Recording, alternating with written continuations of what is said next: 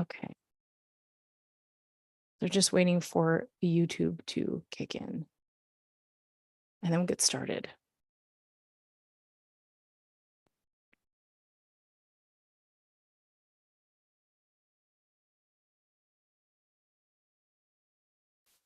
All right, where are we at here? Hey, I think I'm on YouTube. All right, perfect. Okay. Ay, that was me and technology. I swear to God, it is not my friend. Okay, so let's get going. Thank you for being here. Thank you for joining me. I'm going to try to do these on a more regular basis. I know I say that every time I, try something new, but in an effort to get myself out and into, the world of the internet and just the world in general, and in terms of what I do, I thought I'd just come on Monday nights super quickly, give you a little bit of a mindfulness tip, even offer you a quick momentary meditation, and that's it. All right, so in today's session, I'd like to discuss with you how our perception of life and experience is heavily influenced, by our internal representations of the world. And before we dive into that, let's just take a moment here to clarify what I mean by internal representation of the world. Okay, so from the day we are born, our primary task is to learn how to navigate life and make sense of it. We instinctively seek safety, belonging, and understanding. However, we're not born into a blank state. We inherit pre-existing notions of how the world operates from our caregivers, anybody who takes care of us, who in turn inherited theirs from their predecessors. So their parents, their teachers, their family, and other influences in their life. So as infants, we lack the ability to control the information entering our brains, let alone make conscious decisions. So for survival, we learn from our surroundings and the people in our lives.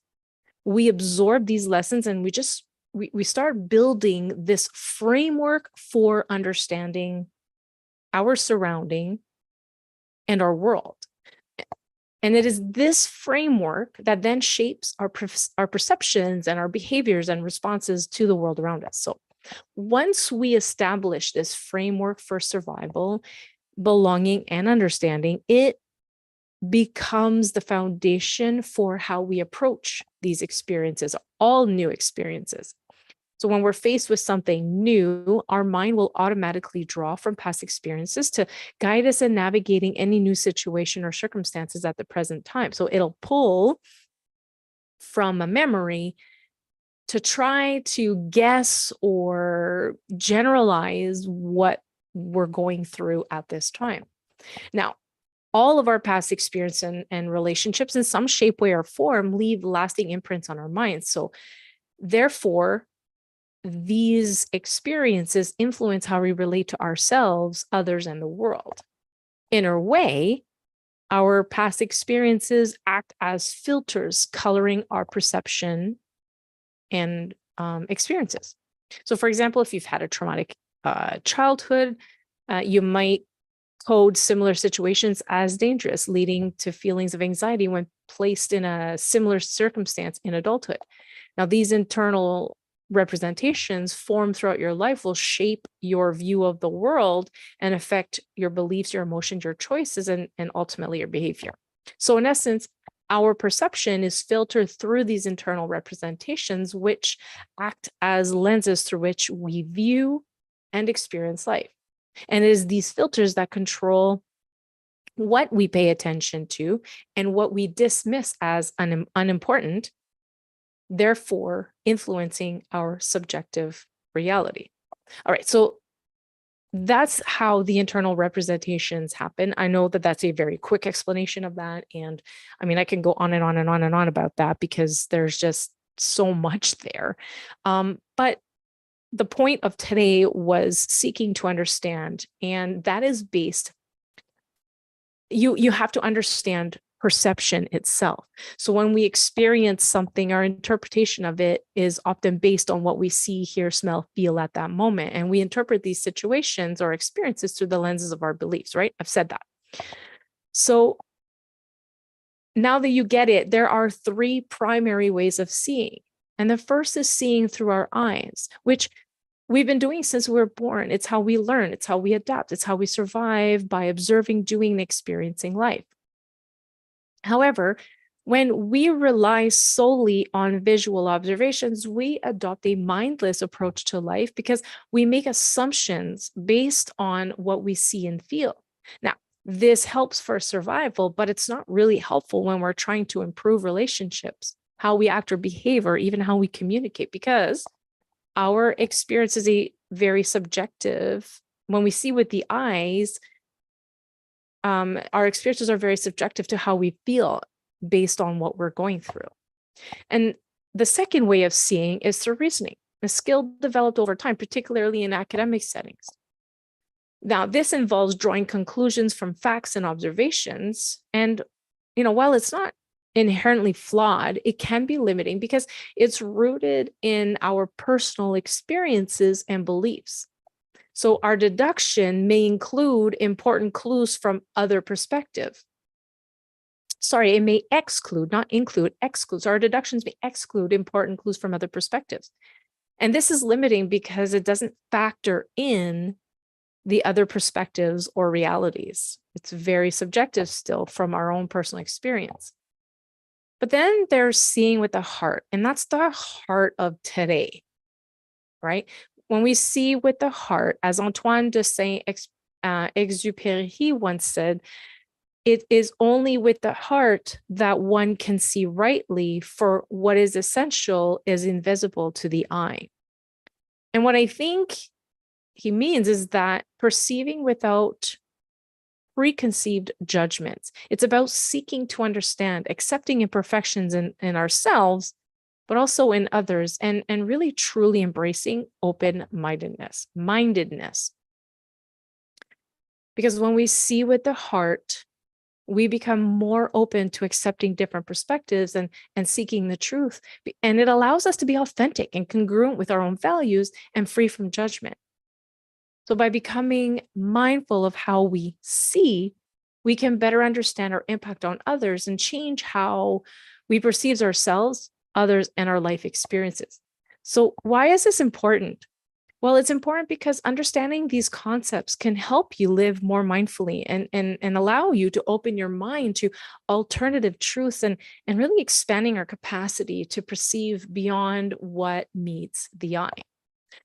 So how does all of this translate into real life? Well, it's simple. Not always easy, but it's simple. When we are faced with situations or experiences, like, we do every day, when someone behaves and acts in ways in which that, we don't agree, rather than placing a judgment and reacting, we simply can pause and take a moment to try to understand that person and where they may be coming from.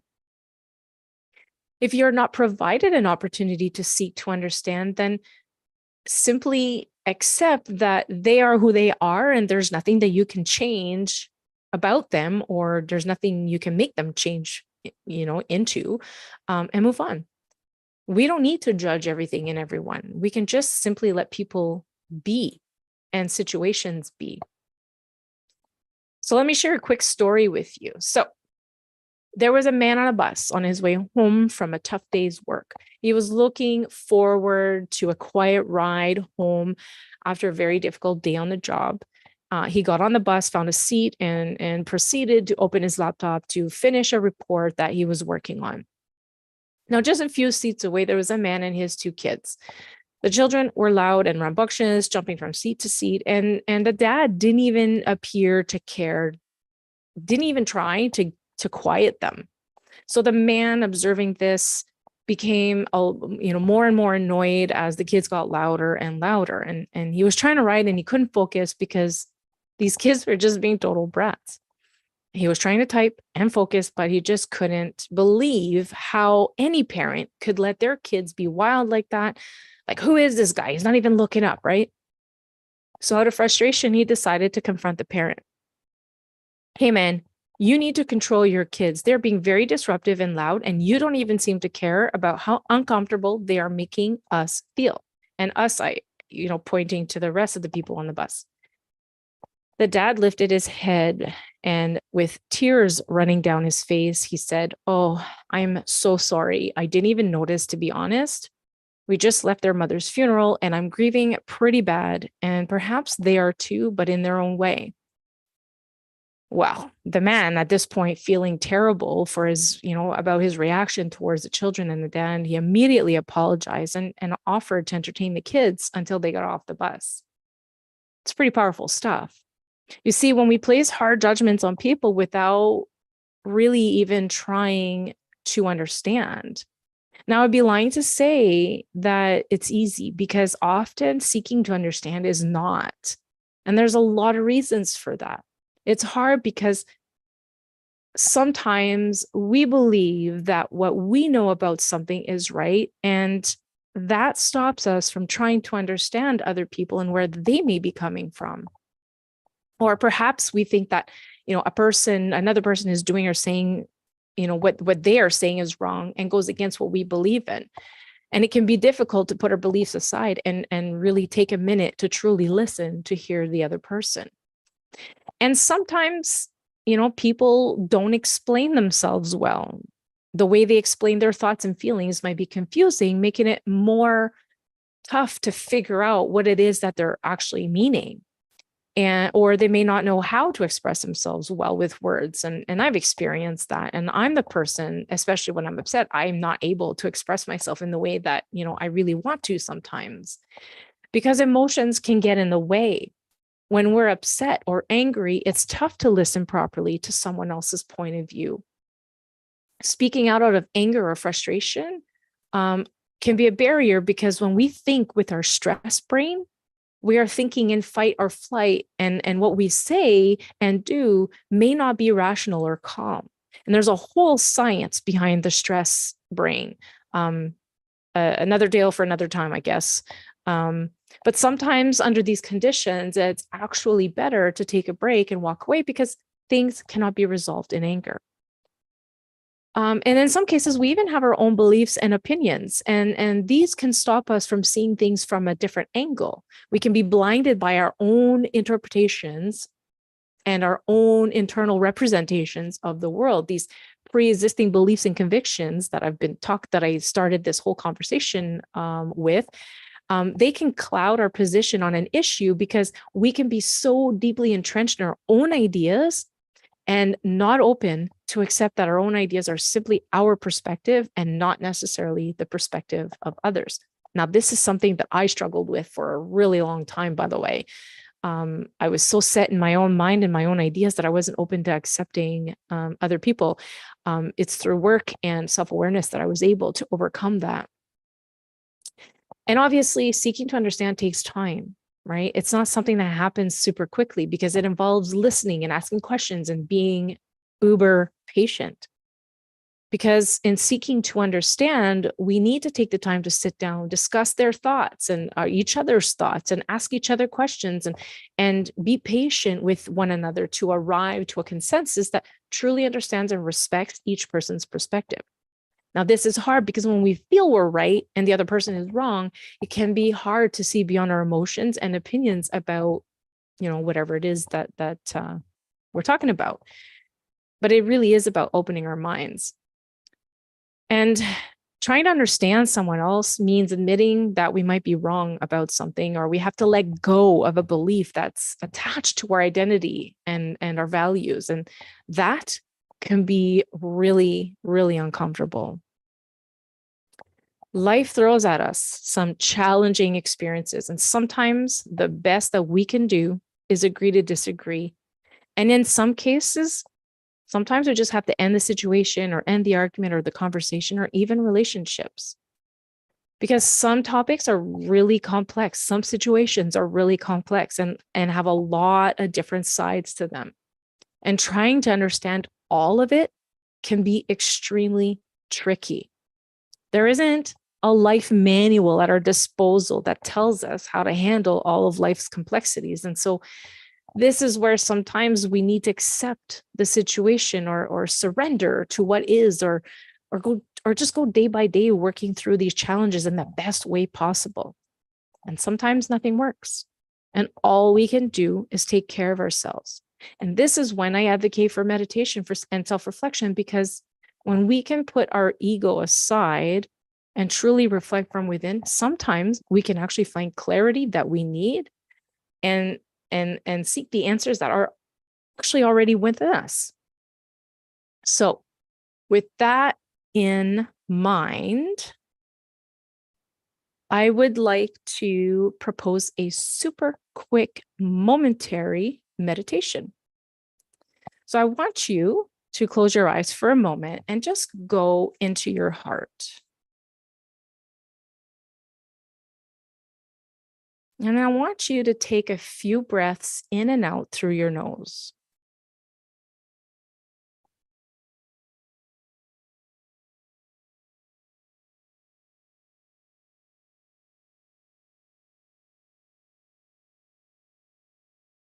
On the next breath, feel your jaw relax and allow your shoulders to drop.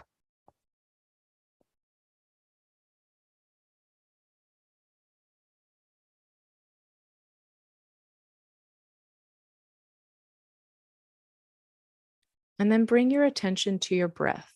Just breathe normal, but find a rhythm that feels comfortable for you.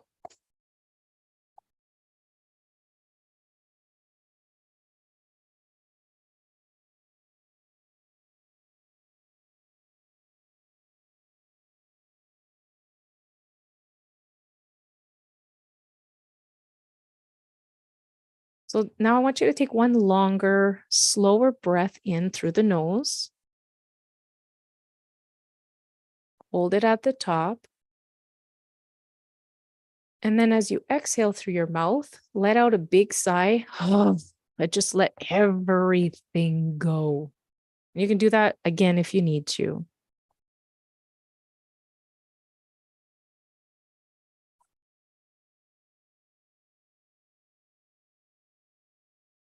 In a moment, I'm going to say a few words, and I want you to finish the sentence silently in your mind.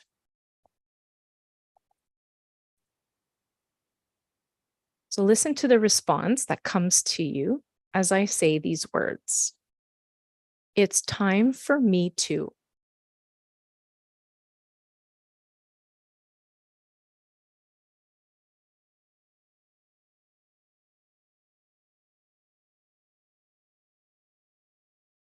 It's time for me to.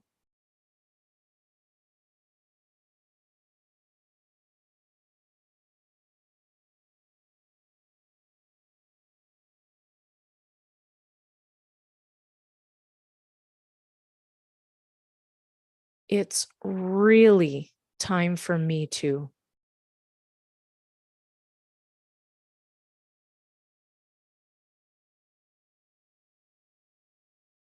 So go ahead and listen from within for the next minute or two as you finish completing the following sentence. It's time for me to. It's really time for me to.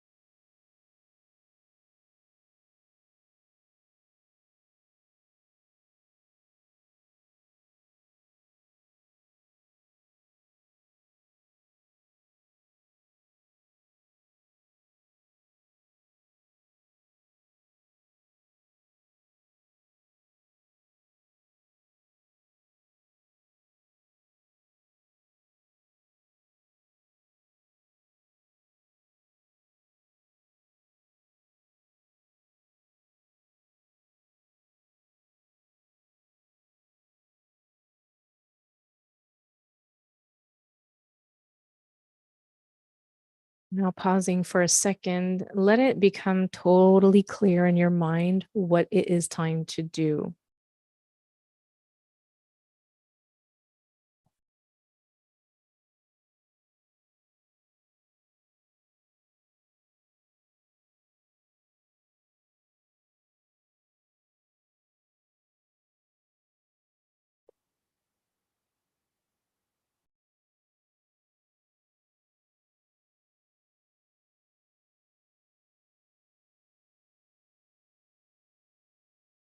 And when you're ready, open your eyes and just keep your focus on what you realized here today, because that is your next step.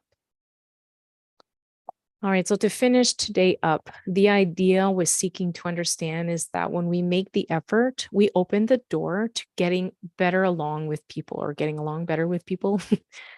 Because at the end of the day, we can't control others, we can't control their opinions or even their behaviors, but we can control what we say, what we think, what we do, and the choices that we make. We can choose to seek to understand. And in doing so, it helps us create a space for others to be who they are, which in turn makes us a little bit more compassionate and also helps us learn and grow. So even though it's not always easy, it's worth trying to understand each other better. Now, that doesn't mean it's going to work with everyone, but we do need to try. So seeking to understand will change your relationships. Give it a go and let me know how it goes. Just a quick call to action before I go. Follow me on Facebook at Reclaim Yourself with Stephanie Harris. I'm also on LinkedIn, my name. And you can like and subscribe to my YouTube channel at Reclaim Yourself 217 and check out my blog, beautifulmindful.org, and let me know what you think. All right, people. Thank you for being here. I love you all. Bye for now.